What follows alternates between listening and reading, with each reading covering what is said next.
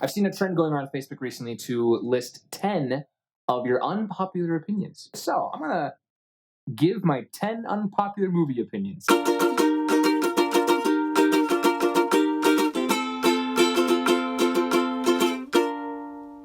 Hey everybody, welcome to Fireside. Now to be clear before we start off, my opinions are, I have 5 likes and 5 dislikes. They're not in any order or like ranking or anything. I'm just listing them off. Okay, here we go. I'm going to start off with a dislike because we're going to go dislike, like, dislike, like. So we end on a like. And on a positive note, always end on a positive note.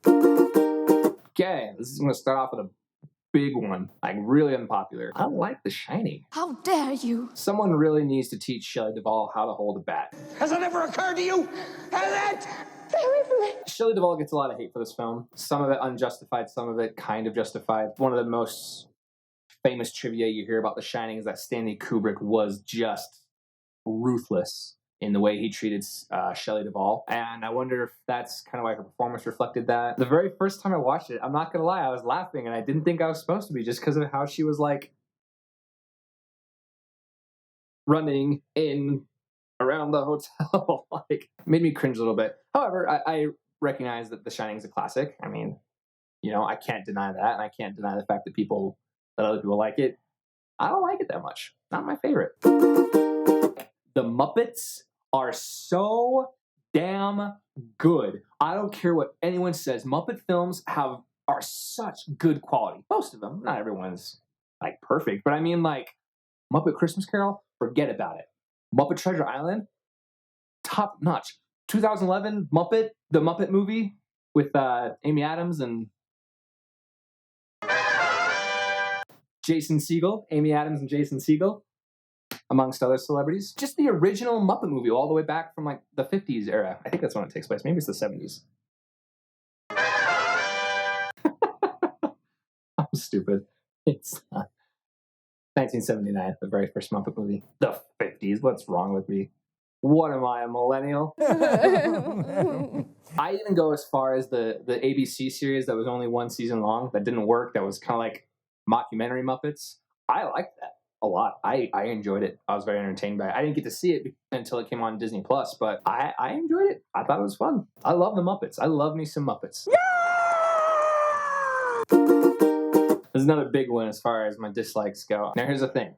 I gotta make something very, very clear about this. There is a very high possibility of this becoming a film I like. And it's not so much that I didn't like it. There are people who are calling it a masterpiece, and I'm just like, I don't get it. I feel like I need to watch Moonlight again. Honestly, though, let's just talk about my opinions of it now. It is so boring. It is so slow. And at the end, it was just one of those like, whoopity-doo! It didn't feel like I was taken on a journey. There are moments that, you know, affect me and that are very powerful. I'll watch it again and I'll probably like it. I don't know. I'll do a review of it if you want me to. I Am Legend. I think that is one of the most underappreciated movies of all time. It was like one of the only movies I ever really like owned for myself. On my one of those little like square, I don't even know what they're called, but like the square tiny iPods, I could play movies on it, and I had I Am Legend on that, and I would just watch that as I go to sleep. As I got into my adult years and I started to learn a little more about the craft of film, I watched it again with more of an analysis perspective, and it stood up for me. I really love I Am Legend. I think it's a really, really good gem that not many people talk about as much as I think they should. I'm going to use God's Not Dead as the example here. God's Not Dead is probably the perfect example of more or less the problem I have with the religious film genre. I don't want to make this a big thing on the channel, but just so you know, I am a member of the Church of Jesus Christ of Latter-day Saints. I don't want to exploit that. I don't want that to be my market. And quite frankly, that's kind of my problem with films made by members of my church. They typically exploit the fact that we're members of the church and going to tell a story that only members of the church can appreciate. And they're just very polarizing. And also, a lot of times they make me feel embarrassed to be a member. God's Not Dead specifically just makes all Christians just look like... One of your professors insisted that God is dead. Well, I'm happy to announce that the reports of God's death were greatly exaggerated. we look pathetic. Because I have this problem a lot of times with just kind of political agenda movies in general. If your agenda is to sway me on a specific point, then that's all your film is going to accomplish. And even then, will it actually sway me? Probably not. It'll just let me know that that's how you feel. That's all that film will accomplish, is just letting me know that you want me to believe a certain way. So very similarly with faith-based and religious-based films, not all of them, you usually don't end up swaying people to believe with you. You end up making a film only for the people who already share that political belief or belief with you, which is why it becomes polarizing. I'm comparing religious films and political films, and maybe I shouldn't, because political films are usually an attack on the opposing belief. God's Not Dead is an attack on atheists, for sure. Think you're smarter than me, Wheaton? Do you think there's any argument you can make that I won't have an answer for? I never said I was smarter. That's the first intelligent thing you said. And there's films that have happened recently that are better. Maybe I should just not single out religious films in general. This is just a good example. They're typical offenders of this.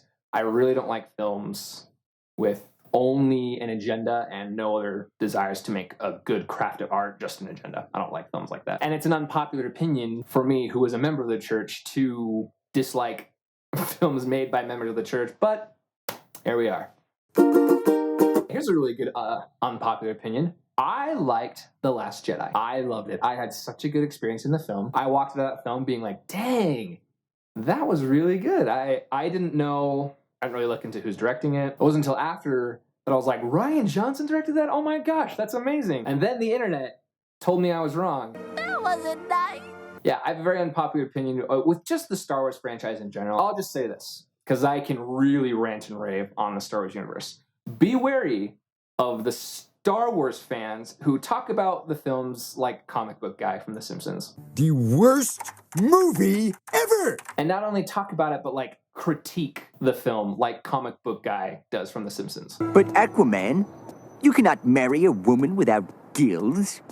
You're from two different worlds. This is a good transition to another Disney-owned company. I dislike the MCU, or I've come to dislike the MCU. And I'll say this on this channel all the time. You can't knock a film for achieving what they're going for, even if it's a type of film that isn't necessarily up your alley. But ever since the very first Avengers movie, I have watched the same movie take place for the past 8 years. And the only reason that, well, in my unpopular opinion, the only reason we call them good or become excited about them is because of clever marketing. And what solidified this feeling is Avengers Endgame, honestly. A 22-film franchise coming to a close. I really liked Infinity War. I was like, hey, this is a good wrench thrown in my typical Marvel Cinematic Universe experience. Endgame, though, it was so self-indulgent. That movie was it did not need to be as long as it was. Any movie that's too long I don't like, so I especially don't like it if they're just indulging themselves. There are other exceptions within this world. Obviously, Guardians of the Galaxy. Love Guardians of the Galaxy. Thor Ragnarok was so good. I love that. I love SpiderMan as my favorite superhero, so any Spider-Man movie I'm there for. But even within those films, I have to recognize it is just the same movie with a different flavor. They're the same picture. Yeah, okay, we'll get into this one. I like The Exorcist. Young man, explain yourself. So, I'm a member of the church, and amongst, not just my church, just amongst Christians in general, it is typically known to stay away from The Exorcist film because there's a really dark spirit attached to it. I think part of that is due to a few things I think that are misunderstood. One of them being this film was so scary and got such a good reaction out of audience members that paramedics had to be called to many theaters to deal with panic attacks and just hysterical reactions to the film. In my opinion, I think that has then translated into there were people who got possessed when watching this movie. Therefore, The Exorcist is a cursed movie. The other thing, too, there was a lot of people who worked on this film report kind of creepy things happening while working on the set. From more trivia I've read, a lot of that intensity, too, was just due to the fact that William Friedkin, who's the director, was kind of an asshole. He would do things really unconventional, things that, like,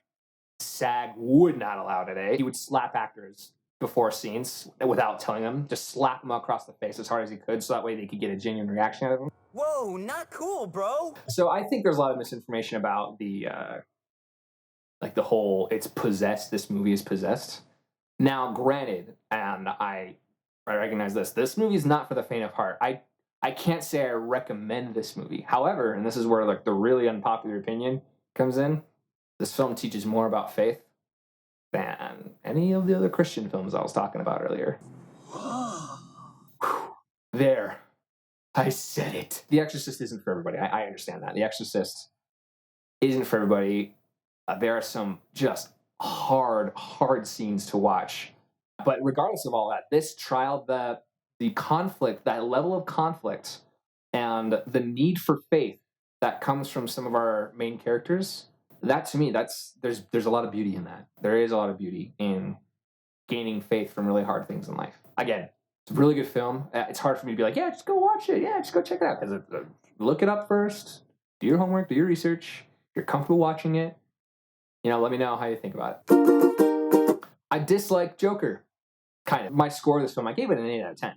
The reason it's on my unpopular opinion list is I really felt this film was extremely overrated. I think people were taking this film way too seriously. There's so many people who regard it just as this masterpiece of a film where, in all reality, it's only a masterpiece of a performance by Joaquin Phoenix. Joaquin Phoenix absolutely kills it in this film, and you can't deny that. When I watched it the second time, the first time I watched it, I was like, if it wasn't Joaquin Phoenix, this film would have just been. Watching it the second time, though, there are a lot of cool analytical things to come from the script. I have a lot of mixed feelings about those, so maybe I'll analyze the Joker one day, or it's not the Joker, excuse me. But also the second time, the things I hated, I really hated. Mainly the general ensemble of this film was just so cheesy and surface level. Send in the clowns. Other characters were just like bad politician, uncaring psychiatrist, insecure single mother who lives next door, old decrepit mother who's not well. That's what they are. Joaquin Phoenix's performance is too good for this movie. And I think that's the other thing that frustrates me is Joaquin Phoenix kills it in this film, and every other performance feels like they're just giving like a half-ass piece of work compared to him. I really enjoy Sam Raimi's Spider-Man movies. Those are the first 3 with I have Tobey Maguire.